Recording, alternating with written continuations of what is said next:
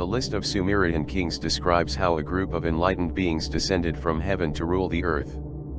The total time of his domination, 242,000 years ago. How is that possible?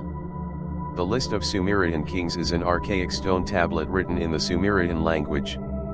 It gives us the names and periods of reign of the kings of Sumer, a region that encompassed the space now occupied by southern Iraq. Compiled from several different clay tablets, the final part of the list of kings contains the names of rulers and cities historically attested. To the community of forbidden history, the first kings not tested on the list present greater interest. Who were the true gods of Eden? Also known as antediluvian rulers, the first 8 kings on the list totaled a reign of 242,000 years, in a mythical period before the Great Flood swept the area. Scholars of the mainstream discard the existence of these lords and their impossibly long kingdoms, citing the fact that no archaeological discovery supports the unusual claims made by the stone tablets. However, the cuneiform words are there. After royalty came down from heaven, royalty was in Eridug. In Eridug, Alulim became king, ruled for 28,800 years. After the mandate of the first celestial king ended, the scepter fell into the hands of Alilengar, who ruled for 36,000 years. After him, it was Enmenluana's turn to sit on the throne for 43,000 years. The next 5 kings occupied the position for long periods of time, the shortest of which lasted only 18,600 years.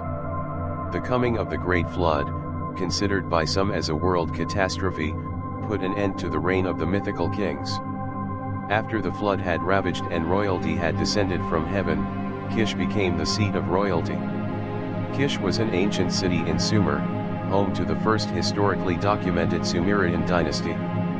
The kings of this dynasty had shorter realms than the previous ones, but they still extended far beyond the life expectancy of a human being in those days.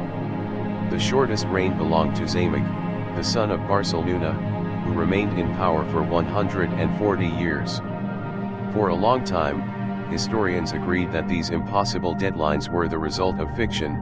Their reigns and facts were hyperbolized to increase the meaning of the ancient Sumerians in the eyes of neighboring peoples.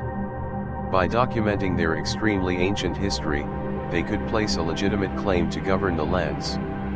But most historians reject the existence of the Anunnaki, the sons of Anu.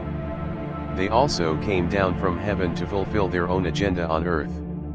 These beings had mastered space travel, and although it is said that they came here from the 12th planet, Nibiru, their place of origin could have been in another part of the galaxy. We do not know with certainty how man came to this planet. Perhaps it is the product of evolution and natural selection. But if human beings were created by someone, there is room for the Anunnaki Genesis theory, which states that man took his first breath in the laboratories of the Anunnaki Enki and Ninmah geneticists. If these beings were able to manipulate and transform Homo erectus into rational and intelligent humans, it is evident that they were able to prolong their own lives.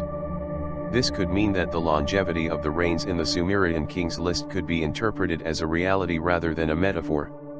As far as we know, these celestial beings could have been immortal or at least impervious to factors such as aging and disease. If they handled enough power to be considered gods, it is logical that they were immune to the problems that end with our short lives. There is always the possibility that we look for answers in the wrong places, and the list of Sumerian kings is half fable, half done.